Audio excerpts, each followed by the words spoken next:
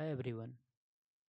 आप में से काफ़ी लोग ये सोचते होंगे कि तवांग में ऐसा क्या सिग्निफिकेंस है कि चाइना लगभग हर साल इसे कैप्चर करने की एक नाकाम कोशिश कर ही देता है।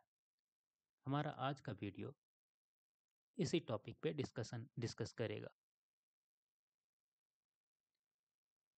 हमने ब्रिटेन से बहुत सारी चीज़ें इनहेरिट की हैं, जिसमें से एक बॉर्डर डिस्प्यूट्स भी है।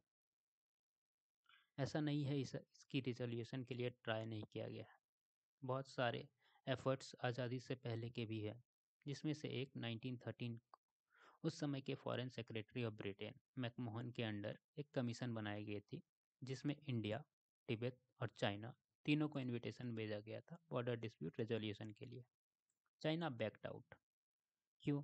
दे considered Tibet as sovereign part of China. So nevertheless, Britain and Tibet signed the agreement, and the line later came to be known as McMahon Line. And in this, Tawang was integrated into British Indian territory, and it later came to be known as Northeast Frontier. अब fast forward करते हैं 1947 में। India got its independence in 1947 and 1949 को China modern China का birth माना जाता है।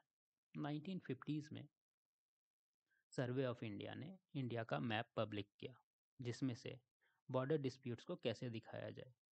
तो ईस्टर्न बाउंड्रीज को अनडिमार्केटेड बॉर्डर दिखाया गया था, और वेस्टर्न साइड को कलर वॉश से दिखाया गया था।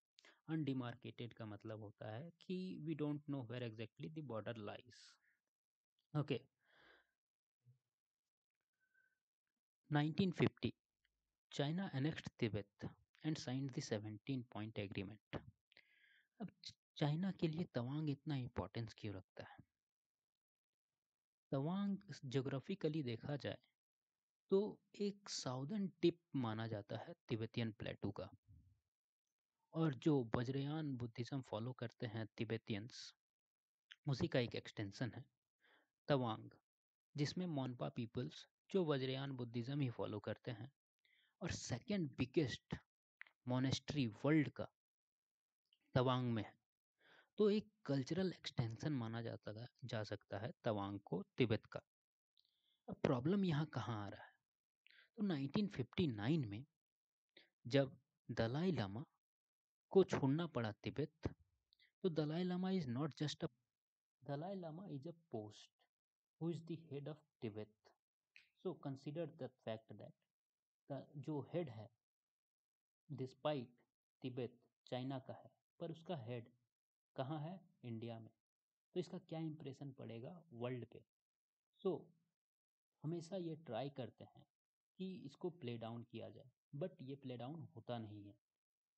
लास्ट कुछ सालों में आपने देखा होगा कि चाइना की एग्रेसिवनेस तवांग को लेकर बढ़ गई है। फ्रीक्वेंसी ऑफ इंसिडेंसेस इंक्रीज हो रही है। ऐसा क्यों हो रहा है? तो इसका मुझे लगता है कि इसका इंसिडेंस होने का एक रीज़न है कि दलाई लामा का एज 87 ईयर्स हो गया है। अब नेक्स्ट दलाई लामा कौन होगा? तो मोस्ट प्रोबेबली अगर देखा जाए, एक्सपर्ट्स की माना जाए, तो मोस्ट प्रोबेबली जो नेक्स्ट दलाई लामा होंगे वो इंडियन होंगे। तो आप वो सिनारियो इमेजिन करिए कि चाइना का एक प्रोविंस, उसका हेड एक इंडियन होगा, तो इसका चाइना पे क्या इम्पैक्ट होगा, और क्या ये चाइना कभी एक्सेप्ट कर पाएगा? तो इस एस्पेक्ट को देखने से हमें पता चलता है कि चाइना की एग्रेसिवनेस क्यों बढ़ रही है। अब हमें चाइना की मोटिव के बारे में पता है। वो किसी भी तरह ट्राई करेगा तवांग को कब्जा करने के लिए। अब उसने क्या क्या इंसिडेंट्स किए हुए हैं तवांग को कब्जा करने के लिए, अब हम लोग एक एक करके देखते हैं। तो 1962 में सब जानते हैं नामकाचू वैली फायरिंग। ये कैसे हुई थी? तो इंडिया की उस समय पॉलिसी चल रही थी। बहुत सारे डिस्कशन चाइना के साथ फेल हो रहे थे, ग्राउंड रियलिटी हमें पता चल रही थी। तो एक पॉलिसी बनी थी forward post and logistic station करने की।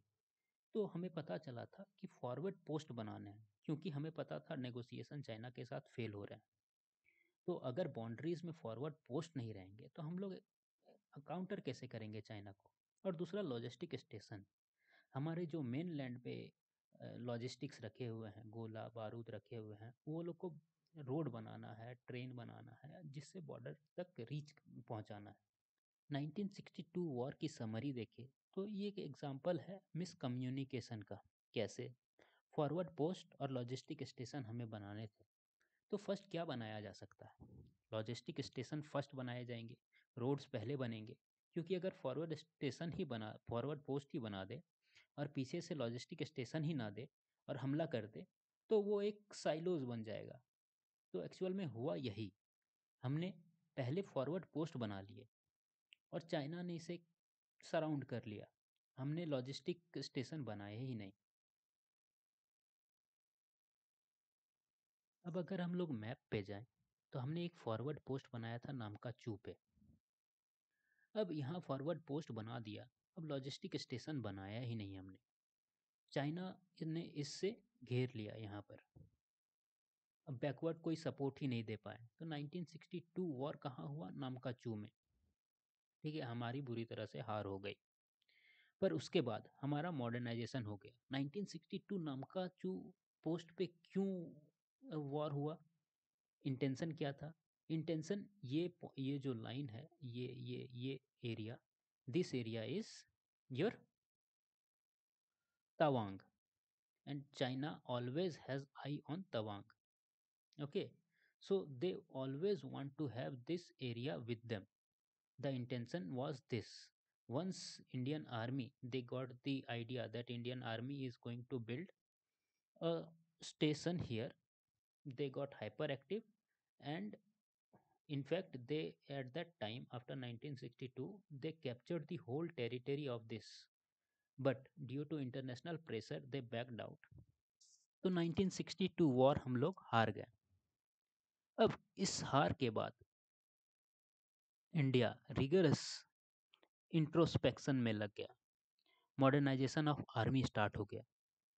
ठीक है, 1960 वॉर 62 वॉर तो सब जानते हैं, बट इसके बाद क्या क्या इंसिडेंट हुई अगर वो देखा जाए तो एक्चुअल इंडियन सिनारियो हमें पता चलती है।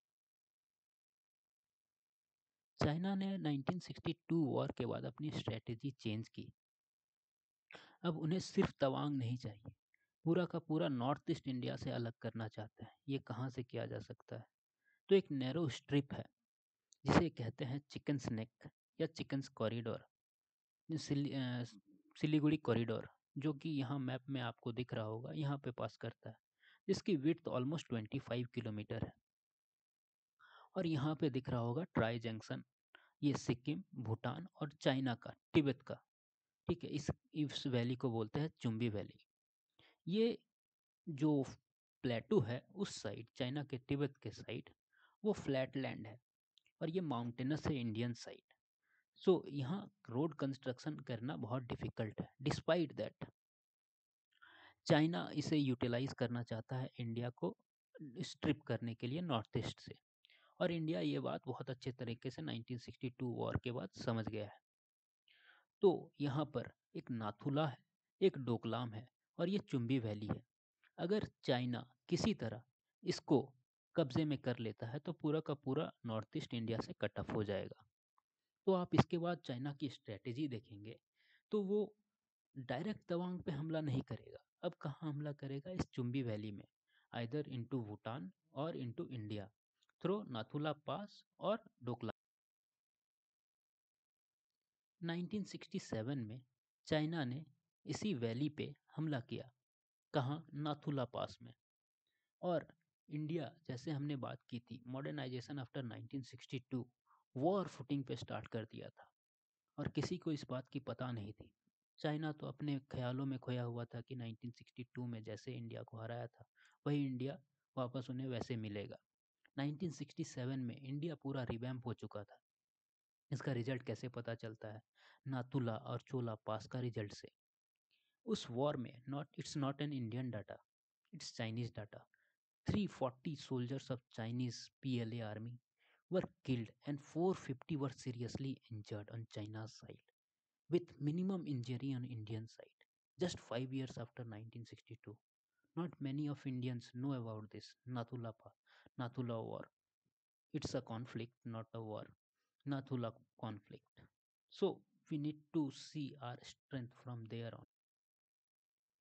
After 1967 conflict, China got the message. China को ये पता चल गया कि वो 1962 वाला इंडिया नहीं है। उसके बाद से आज तक एक भी ऐसा इंसिडेंस नहीं हुआ है जिसमें चाइना को क्लियर एज मिला हो या मुंह की ना खाना पड़ा हो। क्लियर शब्दों में ये कहा जा सकता है। और इसके बाद हम घुसते हैं 1991 एलपीजी रिफॉर्म्स में। तो उसमें क्या होता है कि दोनों बॉर्डर डिस्प्यूट्स को इकोनॉमिक एस्पेक्ट्स को हैम्पर करने से रोकना चाहते हैं। तो इसी में हम देखेंगे 1993 में और 1996 में दो एग्रीमेंट साइन की जाएगी इंडिया और चाइना के साथ आपस में। तो इसमें 1993 एग्रीमेंट में क्या कहता है, India China agreement on maintenance of peace and tranquillity at border. इसका बेसिक स्निपेट आपको बता देते हैं। इसमें क्या कहता है कि हम बॉर्डर में ज़्यादा एक्यूमुलेशन ऑफ सोल्जर्स नहीं करेंगे, हम फायर नहीं करेंगे एक दूसरे के खिलाफ। तो इसका रिजल्ट आप अभी भी देख सकते हैं, दोनों कोई वेपन यूज़ नहीं करते हैं जो जिसमें फायर आर्म्स लगा हुआ, स्टिक से ये वॉर करते हैं, ये करते हैं। तो ये बहुत अच्छा चीज़ है कि अगर सोल्जर की सेक्रीफाइस हो जाती है तो वो एक ऐसा पॉइंट पहुंच जाता है जिससे कोई भी देश पीछे नहीं हट सकता है उस जगह से। तो लॉस ऑफ लाइफ ना हो, कॉन्फ्लिक्ट हो, उसको बाद से सॉल्व किया जा सकता है। ये दोनों में मैच्योरिटी आ चुकी थी। But since since Dalai Lama next Dalai Lama का चुनने का समय आ रहा है, चाइना's पेशेंस इज थिनिंग।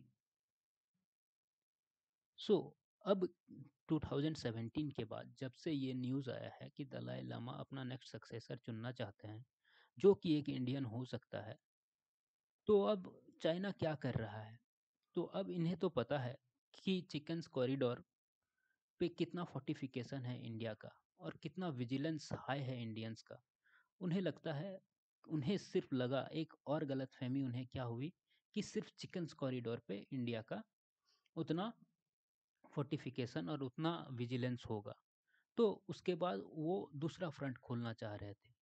तो फर्स्ट आपने देखा होगा 2017 में कौन सा फ्रंट, वही डोकलाम वाला। तो वहाँ भी देखा कि आफ्टर 50 ईयर्स द सेम और even more advanced weapons and vigilance was there from Indian side. तो अब वो नया फ्रंट खोलना चाहते हैं। कौन सा फ्रंट खोला आपने कि डायरेक्ट उन्हें क्या आइडिया हो गया कि पूरा स्ट्रिप करना नॉर्थ ईस्ट से पॉसिबल नहीं है इंडिया को। तो हमें क्या चाहिए, बस हमें क्या चाहिए, तवांग। क्यों?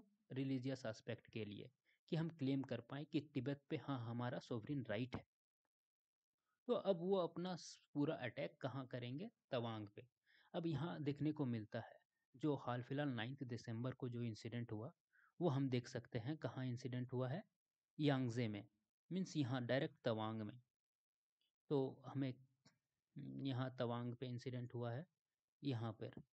तो यहाँ क्या हुआ इंसिडेंट हमें सबको पता है, हमने सारों ने वीडियो देखा है कैसे चाइनीज़ को मार के हमने भगाया है, पहाड़ से कूदना पड़ा वो लोगों को।